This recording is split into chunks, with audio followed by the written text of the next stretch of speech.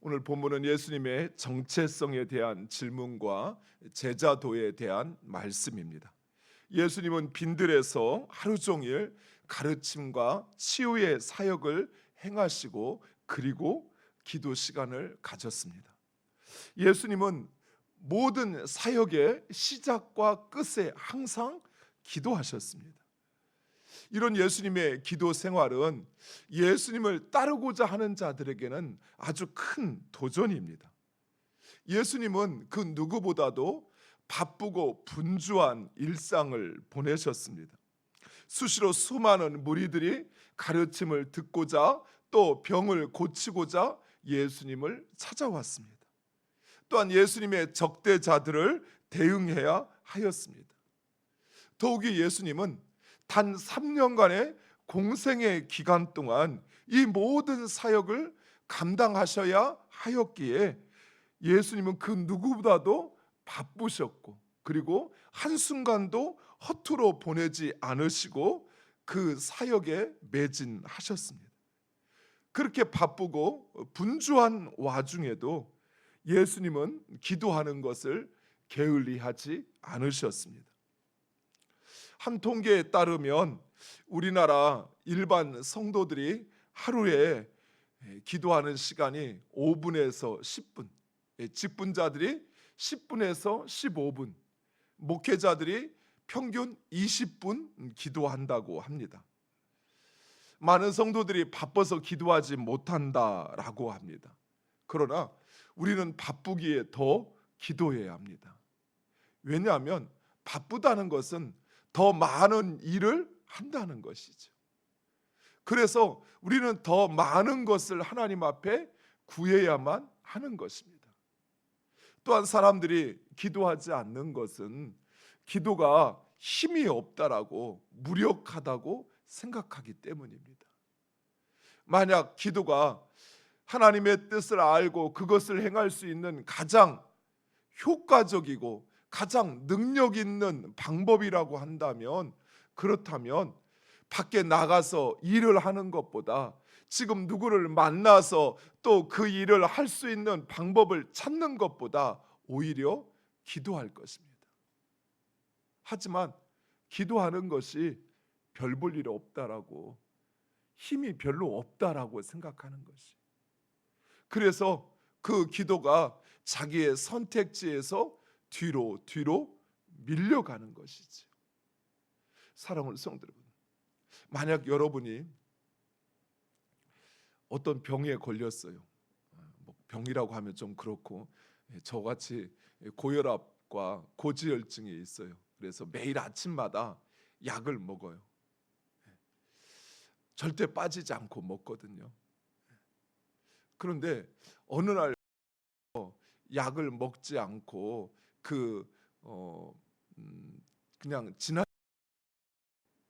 그러면 어떻게 하냐면 찾아서 먹어야 돼요.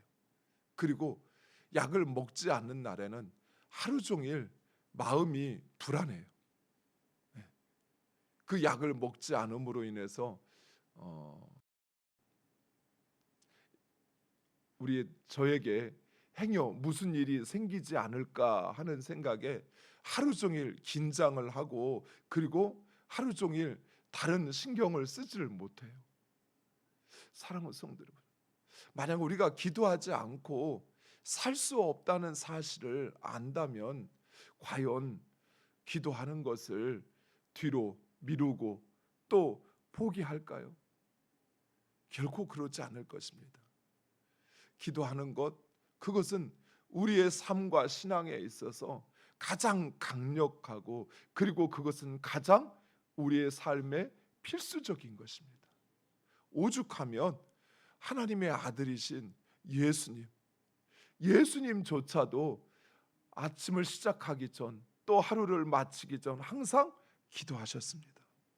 사랑하는 성도 여러분, 무엇보다도 우리 하나님은 기도하는 사람과 소통을 하시고 그리고 기도하는 사람을 통해서 일하십니다. 따라서 기도하지 않고는 하나님의 뜻을 알 수도 행할 수도 없는 것입니다. 내가 기도하지 않는다는 것은 곧 내 뜻대로 내 일을 하고 있다는 것이죠. 하나님의 일을 하는 것이 아니라는 것입니다. 무엇보다도 기도는 모든 성도의 사명입니다. 쉬지 말고 기도하라. 이것이 그리스도 안에서 너희를 향한 하나님의 뜻이니라. 사랑하는 성도 여러분, 우리는 쉬지 않고 기도해야 합니다. 이 말은 오직 기도하는 일만 하라라는 것이 아니에요. 우리의 삶의 순간순간마다 그 모든 선택과 결정의 상황, 또 어떤 일을 행할 때마다 항상 기도가 우선이 돼야 한다는 사실을 말씀하고 있습니다. 기도하지 않고는 내가 일하지 않는다고 생각하셔요. 여러분이 당뇨로 인해서 항상 먹어야 할 약이 있다고 생각하세요. 그것이 바로 기도라고 생각하세요. 여러분에게 불치의 병이 있어서 그래서 기도하지 않고는 하루를 살 수 없는 존재이기에 그래서 우리는 나는 기도한다라고 생각하셔요. 그것이 이 땅을 살아가는 하나님의 자녀들의 삶의 방식입니다. 기도는 우리의 사명입니다. 사랑하는 성도 여러분, 그 사명을 끝까지 감당하시기 바랍니다. 그리고 예수님의 기도를 배우시기 바랍니다. 기도는 하나님의 능력입니다. 힘이 없는 것이 아니라 내가 할 수 있는 가장 강력하고 가장 효과적인 방법이라는 사실을 기억하시기 바랍니다. 예수님은 기도하신 후에 제자들에게 사람들이 나를 누구라 하느냐라고 묻습니다. 그러자 제자들이 누구는 세례 요한이라 하고 더러는 엘리야라고 하고 더러는 선지자가 살아났다라고 합니다라고 이야기합니다. 즉 사람들은 예수님이 특별한 존재라고 하는 것을 알았습니다. 다만 선지자일 것이라 생각했던 것이죠. 이에 예수님은 제자들에게 그러면 너희는 나를 누구라 생각하느냐라고 묻습니다. 그러자 베드로가 나서 하나님의 그리스도이시니다라고 대답을 합니다. 마태복음에 보면 주는 그리스도시요 살아계신 하나님의 아들이시니다라고 고백합니다. 사랑하는 성도 여러분, 이 고백은 단순히 지식적으로 고백할 수 있는 것이 아닙니다. 이 고백은 신앙의 표현입니다. 우리야 이런 표현을 하는 것이 주님은 하나님의 그리스도이시니다 또는 주님은 그리스도시요 살아계신 하나님의 아들이시니다 라는 표현을 하는 것이 아무런 제약이 없죠. 내가 그런 고백한다고 해서 그 고백으로 인해서 내가 불이익을 당하거나 사람들에게 어떤 다른 대우를 받지 않죠. 하지만 당시에 예수를 가리켜 그리스도라 하나님의 아들이라 표현하는 것은 상당히 위험한 일이었습니다. 왜냐하면 당시 그리스도는 오직 로마의 황제뿐이었습니다. 또 당시 예수님을 하나님의 아들이라 말하는 것은 유대인들과 또는 그 종교 지도자들에게 당연히 몰매를 맞는 일이었기 때문에 그렇습니다. 즉 예수가 그리스도시요 하나님이심을 믿지 않고는 예수님을 신앙하지 않고는 결코 할 수 있는 고백이 아니라는 것입니다. 하지만 베드로 그리고 제자들은 예수님의 가르치심과 그리고 예수님의 사역을 통해서 예수님이 그리스도이심을 확신했습니다. 물론 이건 역시 성령께서 그로 알게 하시고 깨닫게 하시고 확신케 하시는 것입니다. 그런데 예수님은 이 고백을 듣자마자 자신의 고난을 예고하십니다. 즉 예수님은 하나님의 그리스도로서 자신의 사명이 고난에 있음을 분명히 확신했던 것입니다. 예수님의 말씀에 제자들은 당황했습니다. 그래서 베드로는 주여 그리 마옵소서 이 일이 결코 주께 미치지 아니하리이다 하며 항변을 합니다. 여기서 항변을 하다라는 말은 싸웠다라는 이야기입니다. 즉 예수님에게 마치 싸워서 달려 덤벼들듯이 결코 그런 일이 일어나지 않을 것이다 이야기하는 것입니다. 왜냐하면 제자들이 생각하는 메시아는 그런 군사적이고 정치적인 메시아가 아니었을지라도 그들이 생각하는 메시아는 승리와 영광의 메시아였습니다. 즉 고난받고 그리고 비참하게 죽음을 맞이하는 존재가 아니라 오히려 그 모든 싸움에서 승리하고 영광을 거머쥐는 메시아, 그런 그리스도를 제자들은 기대했던 것입니다. 그러나 사랑하는 성도 여러분, 영적인 승리와 영광을 얻기 위해서는 너무나도 당연하게 고난의 십자가를 져야만 합니다. 이것이 하나님의 방법이요, 그리고 하나님의 원리입니다. 그래서 예수님은 제자들에게도 너희도 나를 따라오려거든 자기를 부인하고 날마다 제 십자가를 지고 나를 따를 것이니라 라고 말씀하십니다. 그렇습니다. 이 세상에서 우리가 예수 그리스도를 따르기 위해서는 자기를 부인해야 합니다. 자기를 부인한다는 것은 자기의 욕망과 자기의 자랑과 그리고 세상의 정욕을 거부해야 한다는 것입니다. 즉 내 안에 끊임없이 그것을 바라고 원하고 추구하는 것, 또 내가 세상에서 자신을 드러내려고 하는 그 모든 것, 그리고 내 안에 찾아오는 육신과 세상의 그 정욕을 부인하지 않고는 결코 예수님을 따를 수 없는 것입니다. 또한 그 예수님을 따름으로 인해서 내가 당하게 되는 고난이 있습니다. 그 고난을 감내하지 않고는 결코 예수님을 따를 수 있는 것이 아니지요. 예수님의 방식대로 우리가 살려고 하면 우리는 세상에서 너무나도 마땅히 고난을 당합니다. 그렇죠. 예수님은 어떻게 하셨습니까? 모든 것을 양보하고 모든 것을 내려놓았습니다. 예수님은 세상의 그 어떤 욕심도, 어떤 자랑도, 어떤 지위나 또 어떤 인정도 구하지 않으셨습니다. 오히려 예수님이 가려고 하는 그 길에 대하여 사람들은 미쳤다고 이야기하고, 예수님이 가려고 하는 그 길에 대하여 사람들은 예수님을 미워하고 또 예수님을 핍박했습니다. 이처럼 우리가 예수님을 따를 때 예수님이 사셨던 삶의 방식대로 세상을 살아가다 보면 그런 우리를 인정하는 사람들보다는 오히려 어리석다고 이야기하고, 오히려 그것은 불가능하다고 이야기하고, 오히려 그렇게 사는 것은 세상에 맞지 않다라고 이야기를 합니다. 거기에서 끝나는 것이 아니라 오히려 그렇게 사는, 세상 가운데 주님의 방법과 하나님의 질서를 따라 사는 그런 우리를 향하여 세상은 도전하고 핍박하지요. 왜요?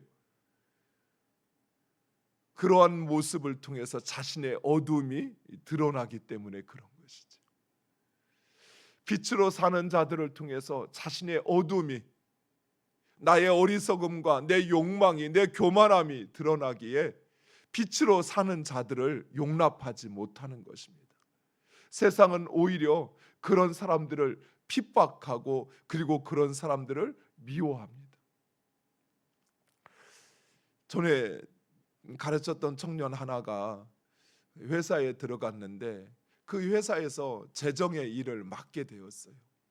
그런데 이제 각 대학을 졸업한 친구가 그 회사에서 회계 업무를 담당하는데 일이 몇 달 근무를 하다 보니까 이 회사가 이중 장부를 쓴다는 사실을 알게 되었어요.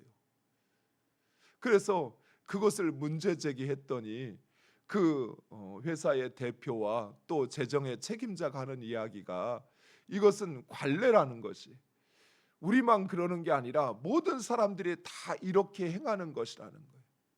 그러면서 이것을 할 수 없으면 결국 직장을 그만두라라고 요청을 해요. 그 청년이 어떻게 해야 할까요? 결국 그 청년은 직장을 그만두었습니다. 그렇죠. 그리스도인으로서 불법을 행하는 일을 본인이 그 일을 행할 수 있는 것은 아니지요. 미랄에서 사역을 하는데 건물을 하나 구입을 해서 그 건물을 리모델링하는 한 1억의 공사를 하게 되었습니다. 그래서 건설 업체를 이렇게 수주를 해가지고 이제 건설 업체한테 이제 계약을 하는데 계약서에 도장을 딱 찍으니까 봉투를 내밀어요.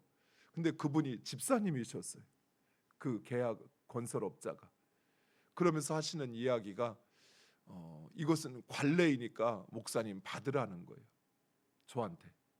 그래서 저는 제가 일하는 미랄에서 제가 일하는 보수를 다 받고 있으니까 이것을 내가 받을 수가 없다라고 이야기했더니 이거 안 받으면 안 된다는 거예요. 그러면 결국 그것을 이제 미랄의 선교단의 후원금으로 입금을 시키겠다라고 이야기를 하고 후원금으로 입금을 하고 그 영수증을 그분에게 이제 보내드렸습니다. 이처럼 사랑하는 세상은 불법을 행하면서 부정을 행하면서 그것이 마치 관례인 것처럼, 그리고 그것이 정당한 일인 것처럼, 그러면 정당한 일이면 처음부터 그렇게 이야기를 해야지요. 계약을 할 때부터, 일을 할 때부터 그렇게 하는 것이 아무런 문제가 되지 않는 것처럼. 그러나 그것이 불법이고 부정이기에 남들 몰래 하는 것이고, 그리고 법에 정하지 않은 것이지. 사랑하는 성도 여러분, 그렇게 하면 사람들은 말합니다. 그렇게 해가지고 장사해 먹을 수 있겠어? 그렇게 해가지고 사업할 수 있겠어? 이게 세상의 방식이죠. 그래서 우리에게도 그 세상의 방식을 따르라고 말합니다.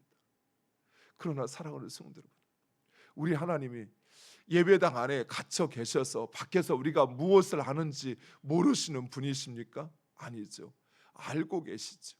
아니, 우리를 그곳에 보내셔서 하나님의 자녀로 일하게 하시는 분이 하나님이십니다. 그렇다면 우리는 어떻게 해야 할까요?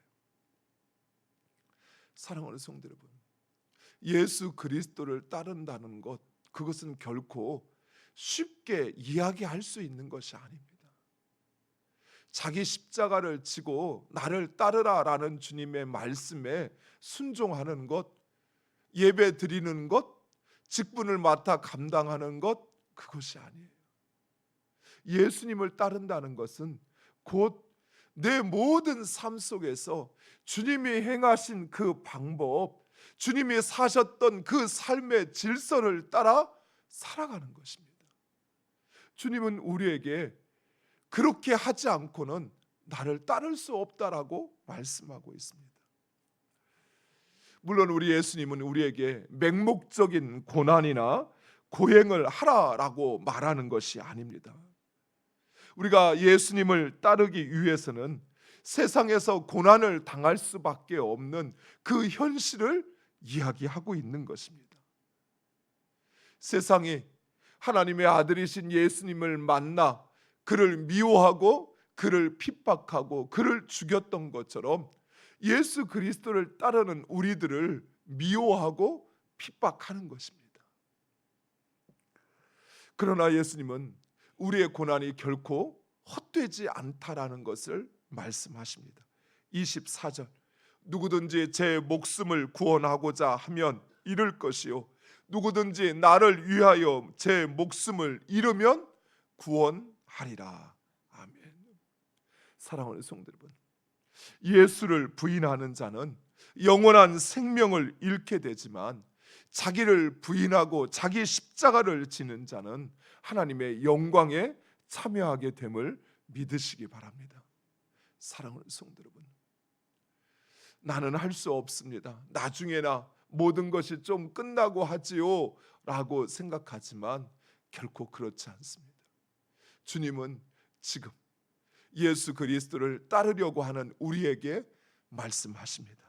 누구든지 제 목숨을 구원하고자 하면 잃을 것이요 누구든지 나를 위하여 제 목숨을 잃으면 구원하리라. 하나님께서 우리를 그곳에서 구원하십니다. 죽은 자도 살리시는 예수님, 그 하나님께서 우리를 마치 세상에서 죽은 것 같은 우리를 다시 살리시어서 그래서 하나님의 일을 행하게 하십니다. 사랑하는 성도 여러분, 이 믿음을 가지고 오늘도 자기를 부인하고 자기 십자가를 지고 주님을 따르는 우리 모두가 되기를 간절히 축원드립니다.